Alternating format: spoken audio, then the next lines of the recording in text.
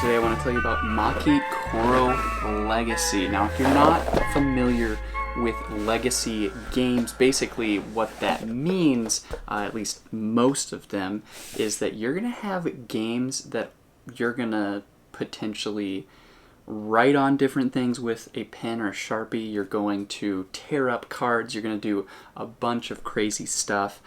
So in this particular game, without giving you any spoilers or anything, there are 10 games. There's kind of a campaign of 10 games you're going to play. This is my wife and I, our track right here of the games that we played. She just beat me. Which is too bad. I normally beat her at stuff, but she got me on this one. Machi Koro is another game. There's another version of this, but this is Machi Koro Legacy, and I highly recommend it if you've played Machi Koro and enjoy it. So what you're going to have is you're going to have a handful of cards. Now these are going to be all of the cards that you're going to have at the end of the game that you're playing with.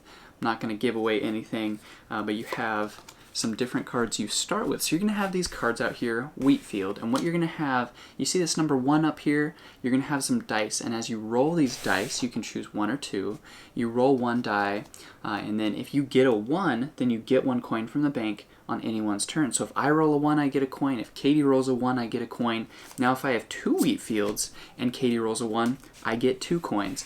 And so you're purchasing all these different things. There's all sorts of different numbers. And so you've got a bakery, which has a number 2 or 3 on it. So you have better chances, but it's only on your turn. And they do a nice job of color coordinating to where the green cards are only on your turn, the blue cards are on anyone's turn. Very simple and straightforward to be able to figure that out.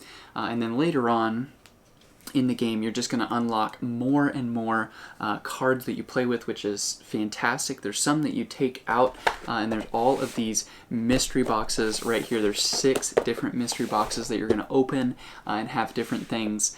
Really, really fun, really, really enjoyable, just to be able to build more and more, and it's just got a climactic feel to it as you're nearing the end. It's like this is the very last game. But then one thing I love about this, there's some legacy games where you play and you can't play that game ever again.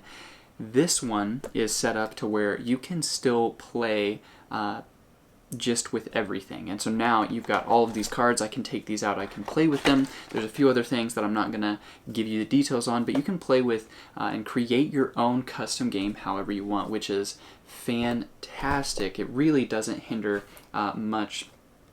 You do have on this, I don't know if I want to give that away yet either. You do have a few things you're changing. I'll show you one of these player boards. So you have this player board right here that we didn't do anything to. We've got 2 that we used and like wrote on the town of. So you write in Sharpie like what the name of your town is. So pick something good because it's going to be there forever even when you play later on.